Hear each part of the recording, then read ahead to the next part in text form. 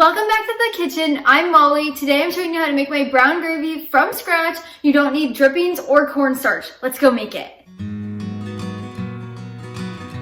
To get started, we're going to need some kind of pan. You can do a saucepan or a skillet, whatever you would like. And then you're also going to need a whisk and a spoon of some sort.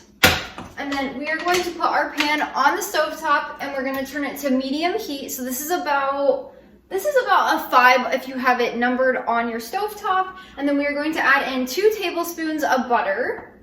I like to use salted butter. It tastes really good. And then what we're gonna do is we are going to let this melt down. You can turn the heat up to like a medium high while we are melting the butter if you would like to make it go a little bit faster. This is a very quick recipe, so don't worry, it's not gonna take too long.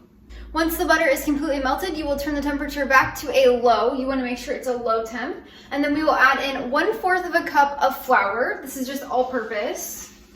And right now we are creating a roux, which is basically just flour and butter. So after you add in that flour, we are going to cook this on low for about 2 minutes. You're going to want to stir this the entire time so your roux does not burn.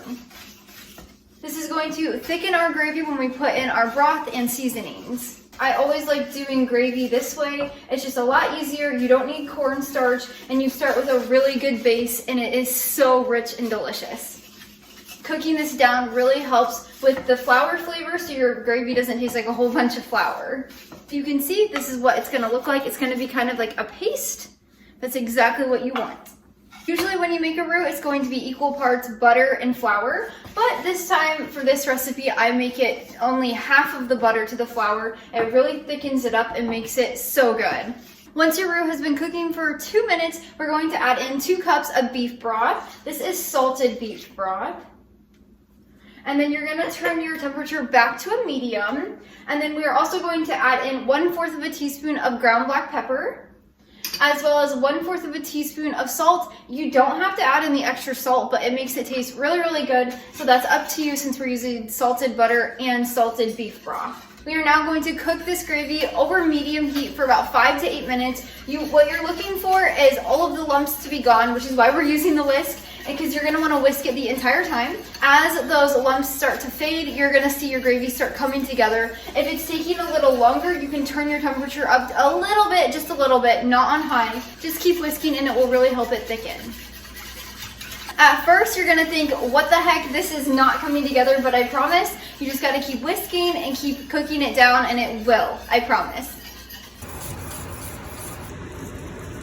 After about 3 minutes, your gravy will start to thicken up really well and it will start to bubble. At this point, if you like a thinner gravy, you can take it off the heat. If you want a thicker gravy, just keep cooking it for another 3 to 4 minutes. This is the gravy consistency after about 6 minutes. If you want it thicker, you can go a little bit longer, like 2 to 3 more minutes, but this is exactly how we like our gravy. It should be thick enough that when you coat a back of a spoon, you can go like this and it doesn't run together. I hope you found this video helpful or you enjoyed watching. If so, make sure you hit that like and subscribe down below so you never miss one of the videos.